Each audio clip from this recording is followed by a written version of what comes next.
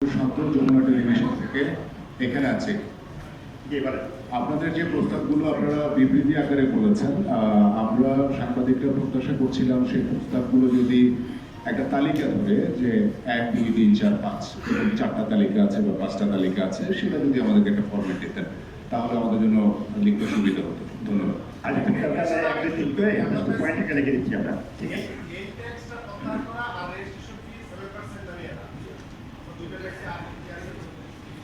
এখানে অনেকগুলো পয়েন্ট এসেছে। একটু রেজিস্ট্রেশন কস্ট, আমরা যেটা বাংলাদেশ ব্যাংকের গভর্নর মহোদয়ের সঙ্গে কথা বলেছি, এর সঙ্গে কথা বলেছি, আমাদের মূল দাবি ছিল রেজিস্ট্রেশন কস্টটা কমিয়ে আনা।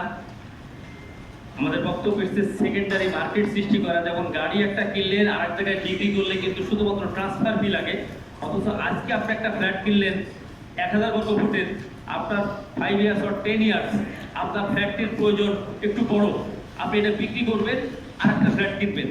আনফর্চুনেটলি আপনার ফ্ল্যাটটা যিনি কিনবেন তাকেও কিন্তু সমহারে রেজিস্ট্রেশন কস্ট দিতে হবে। আমরা এটার বিরোধিতা করে বলেছি যে আমরা সেকেন্ডারি মার্কেট করতে চাই, লাইক ভেহিকেল যেমন আমরা ট্রান্সফার করি, এখানকেও সেই চেষ্টাটা করেছি। আরেকটি বিষয় হলো যে আমরা যখন অ্যাজ এ ডেভেলপার, আপনার একটি জমি আছে 5 কাঠা, আপনি আমাকে দিলেন 1 কোটি টাকা সাইনিং মানি নিলেন, এর জন্য কিন্তু 15% সরকারকে আমরা ট্যাক্স দিচ্ছি। এখন নতুন আইনে যেটা করা হয়েছে, আপনি হয়তো 5টা ফ্ল্যাট পাবেন, আমি 5টা ফ্ল্যাট পাবো, 5টা ফ্ল্যাটের দাম 10 কোটি টাকা, এই 10 কোটি টাকার উপরে 15% ট্যাক্স দিয়েছে। এই যে 15% মানে 10 কোটির 1.5 কোটি টাকা, এই 1.5 কোটি টাকা তো ডেভেলপার নিশ্চয়ই লস করবে না। আলটিমেটলি এটি সম্মানিত ক্রেতাদের পক্ষেই যাবেন, অথবা যে সমস্ত সম্মানিত ল্যান্ড ওনার রয়েছে তারা ক্ষতিগ্রস্ত হবে। আপনার তো টাকা নেই, আপনার টাকা থাকলে তো আপনার জমিটিতে আপনি ভবন করতেন। মাননীয় চেয়ারম্যান, আমি মতিন আব্দুল্লাহ, এটা হলো কি বলছেন? জাহিদ বলছিলাম 71 টিভি থেকে। জি জি, আমি বলছি যে আপনারা যে দাবিগুলো দিয়েছেন আবাসন খাত শক্তিশালী করার জন্য, এগুলো তো অনেক পুরাতন দাবি, বহু বছর ধরে রিহাবের নেতৃবৃন্দ বলে আসছে। এখন নতুন যেটা, সেটা হচ্ছে আপনার ডেভেলপ এর অংশের উপর আবার নতুন করে একটা ট্যাক্স আরোপ করেছে এবার। আপনারা এইটার বিষয়ে আপনাদের অবস্থান কি? আপনারা এখন দাবি জানাচ্ছেন, যদি সরকার এটা বাস্তবায়ন না করে সেক্ষেত্রে আপনাদের ভূমিকা কি থাকবে? এবং আবাসন খাতে তো সরকার আপনাদের সুবিধাও দিয়েছে যে বিনা প্রশ্নে ব্ল্যাক মানি ইনভেস্টমেন্টের একটা সুযোগও তো দিয়েছে, এটা তো পজিটিভ। জি, আপনাকে ধন্যবাদ। আমরা বিশ্বাস করি সরকার আমাদের দাবি মেনে নেবেন, কারণ এটা যৌক্তিক দাবি। আমরা আশা করি যে এই ডাবল ট্যাক্সেশন সিস্টেমটা প্রত্যাহার করে নেবেন, এবং আমি দৃঢ়ভাবে এখনো বিশ্বাস করি যে এটা আমরা প্রত্যাহার করে নেবেন। যদি না নেয় বাধ্য হয়ে আমরা যারা এই সেক্টরে আছি, আমাদের যারা মেম্বার আছে, আমাদের যারা কাস্টমার আছে, তারা তো বসে থাকবে না, তারা রাস্তায় নামবে। আর দুটো বিষয় যেটা বলছেন, তালিকার কথা বলছেন আপনারা, আমরা নতুন বলেছি অনেকগুলো বিষয়। একটা হচ্ছে যে আপনি দেখেন আমাদের যে 14, 15, 16% ব্যাংকের ইন্টারেস্ট দিয়ে এটা কিন্তু কোনোভাবেই ব্যবসা করা সম্ভব না। আমি আবারও রিপিট করছি, ইটস নট এ নর্মাল ব্যবসা। আবাসন কিন্তু মানুষের এসেনশিয়াল নিডস, খাদ্যের জন্য আপনি সাবসিডি দিতে পারেন, এসেনশিয়াল নিডস আবাসন আপনি কেন দেবেন না? আমি জানি অনেকে আপনার দেশের বাইরে যান, অস্ট্রেলিয়াতে প্রথম বাড়ি করলে তাদেরকে কিন্তু মানে স্টেটের গভর্নমেন্ট থেকে টাকা দেওয়া হয়, সরাসরি ডলার দেওয়া হয় যে আপনি প্রথম বাড়ি করেছেন, আপনাকে ইনসেন্টিভ দেওয়া হবে।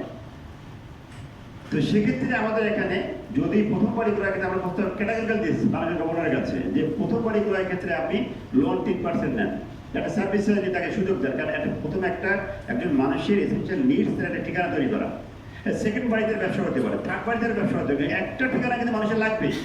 তাহলে একটা ঠিকানা করে আমরা কিন্তু কোনো স্পেসিফিক কোনো ডেভেলপমেন্টের জন্য বলছি না, দেশের জনগণের জন্য বলছি, 18 কোটি মানুষের জন্য বলছি যে তার একটা ঠিকানা লাগবে। তাহলে তার সিঙ্গেল প্রথম ঠিকানা করার জন্য আপনি 3%, 2% ইন্টারেস্টে লোন দেন। ঢাকা শহরের পপুলেশন বেড়ে গেছে, আমরা বলেছি যে আপনি এটা ডিসেন্ট্রালাইজ করার জন্য বুদ্ধি বের করেন, যে কেউ যদি জেলা উপজেলায় বাড়ি করে তাহলে তাদের ক্ষেত্রে ব্যাংকের সার্ভিস হলে 2-3% হবে, আর ঢাকা হলে 7% হবে। তাহলে মানুষ কিন্তু জেলা উপজেলা বাড়ি করবে, ডিসেন্ট্রালাইজ হবে, এটা আমরা বলেছি। একই সাথে দেশের বাইরে দেন আবাসন ক্ষেত্রে যে যারা ক্রেতারা যে লোনটা নেয়, আমাদের কাস্টমারদের লোনটা নেয়, এটা কিন্তু সারা দুনিয়াতে লং টার্ম হয়, 20 বছর 25 বছর সময় দেওয়া হয়। কিন্তু আমাদের দেশে নর্মাল ট্রেডিশনাল 4 বছর 3 বছর দেওয়া হয়, ফলে সে কিন্তু তার ভাড়া থেকেও অথবা ইনকাম থেকে পে করতে পারে না, ফলে সে ডিফল্টার হয়, মাল্টিপলি মামলা তাকে যেতে হয়। এই আবাসন খাতে আমরা বলেছি যে এটা লং টার্ম লোনের ব্যবস্থা করতে হবে, শর্ট টার্ম যেটা হবে না। আর নতুন কথা বলতে নতুন একটা নতুন সবগুলো মধ্যে নতুন। আপনি দেখেন একদিকে আমাদের আবাসন খাতের চরম খারাপ অবস্থা, তার মধ্যে ইতিমধ্যে একটু দাম বেড়েছে যুদ্ধের কারণে। আবার যদি বাজারের কারণে 10% বা 15% বাড়ে, তাহলে 50% যদি একটা সেক্টরে যদি কস্ট বেড়ে যায়, তাহলে সেখানে ব্যবসা কিভাবে হবে? আমি আবারও বলছি, আমি রিয়েল এস্টেট ব্যবসার কথা বলছি না, আমার রেলের 18 মেম্বারের কথা বলছি না, আমি দেশের 18 কোটি মানুষের কথা ভাবছি। তাহলে মানুষ মাথা কথা ঠাইটা কোথায় পাবে? সরকারের পক্ষে রাষ্ট্রের 18 কোটি মানুষের বাড়ি করে দেওয়া সম্ভব নয়, এটা রাষ্ট্রের কাজও নয়। রাষ্ট্র ট্যাক্স দেবে, ভ্যাট নেবে, রাষ্ট্র দিন শেষে জনগণের সার্ভিস দেবে, সেবা দেবে। রাষ্ট্র করে ব্যবসা করবে না, রাষ্ট্র করে বাণিজ্য করবে না, এটা প্রাইভেট সেক্টর করবে। সো প্রাইভেট সেক্টর আমরা কাজ করছি, আমরা রাষ্ট্রের উন্নয়ন সহায়ক শক্তি।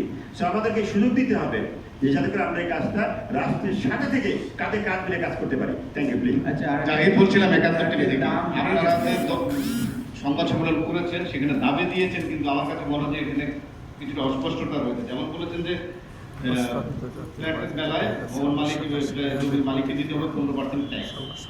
এইটা দেওয়ার ফলে আপনি বলছেন যে ভাড়ার যারা ফ্ল্যাট কিনবে তাদের উপরে চাপ পড়বে এবং এটা আলটিমেটলি আবাসন ব্যবসায়ীরা, কিন্তু এটাকে আপনারা কি কমানোর জন্য বললেন নাকি একদম স্টপ করার জন্য? সেটা কিন্তু আপনারা এখানে বলেন নাই।